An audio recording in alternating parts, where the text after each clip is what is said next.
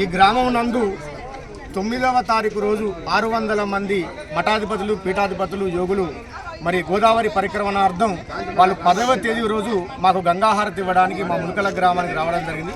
వచ్చినటువంటి ఆ మహానుభావులందరూ కూడా మీ గ్రామంలో అమ్మవారు స్వయంగా వెలిసాదని చెప్పడం తర్వాత ఆ స్థలాన్ని చూపించమని వాళ్ళని ప్రార్థించిన తర్వాత వెంటనే ఆ స్థలాన్ని కూడా వాళ్ళు చూపించడం జరిగింది.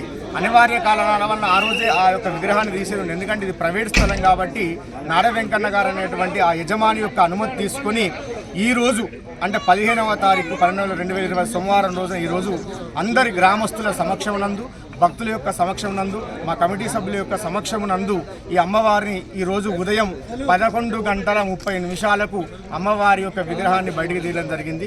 వారు చెప్పినటువంటి ప్రకారంగా ఎక్కడైతే ఏ స్థలాన్ని అయితే వారు మాకు నిర్ణయం చేసి వాళ్ళు చూపించారో అదే స్థలమునందు అమ్మవారు దొరకడం అనేటువంటిది మా యొక్క యావత్ తెలంగాణ రాష్ట్రమే కాకుండా యావత్ భారతదేశంలో ఉన్నటువంటి నా యొక్క హిందూ బంధువులందరి యొక్క అదృష్టంగా నేను భావించడం జరుగుతుంది.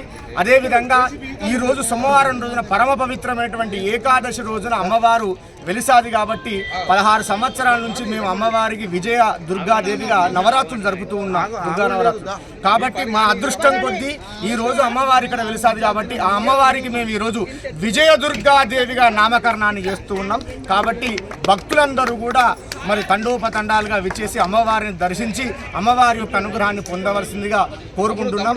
అతి ముఖ్యమైనటువంటి విషయం ఏంటంటే స్వామీజీలు మళ్ళీ వెళ్ళేటువంటి సమయంలో చివరిగా ఒక మాట చెప్పారు. విజయవాడలో ఉన్నటువంటి కనకదుర్గాదేవికి ఎంత శక్తి అయితే ఉందో ఈ అమ్మవారికి అంత శక్తి ఉంటుంది. మరొక విజయవాడగా ఈ ప్రాంతం అనేటువంటి ఒక మహాపుణ్యక్షేత్రంగా వెలుసులుతుందని చెప్పడం నిజంగా మా గ్రామస్తులందరి యొక్క అదృష్టంగా భావిస్తున్నాను.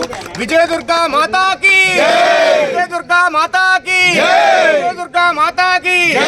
లోకా సమస్త సుఖినో భవంతు.